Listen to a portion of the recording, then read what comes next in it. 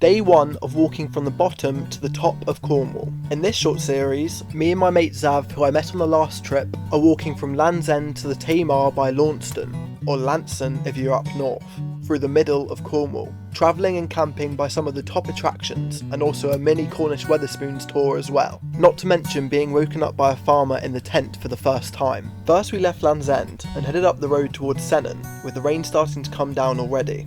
Right, hit a picture of that, that's a pure Cornish.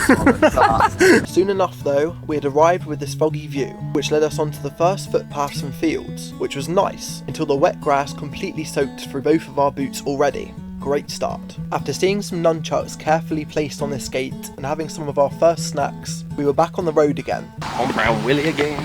With intermittent rain already soaking us. I didn't do much filming for the next hour or so as it was bucketing it down with rain, but we made it past St Buryan and Drift Dam, and was getting ever closer to Newlyn and our first planned stop of Penzance Wetherspoons. Soon we had this view over Penzance Promenade. I just need to spam. See what the weather's. And after walking through Newlyn, we dried our wet feet and boots whilst having our first big meal, until it was time to head off again through the town onto the coast path towards St Michael's Mount, where the weather was starting to look good again, until about 5 minutes later when it started pouring down. But this view of a double rainbow over the mount made it worth it as we pushed on towards Marazion. We were soon then on the St Michael's Way for a short stretch, where we crossed a railway and headed across the First major road crossing off the trip.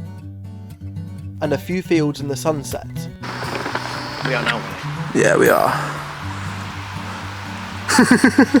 And greeted a few cows before we split off the path and followed the road into Crowless, with it starting to get dark. A very long walk next to the road to St Earth later, we passed by the train station, and with Zav's blinding headlamp, we put up our tent in the woods.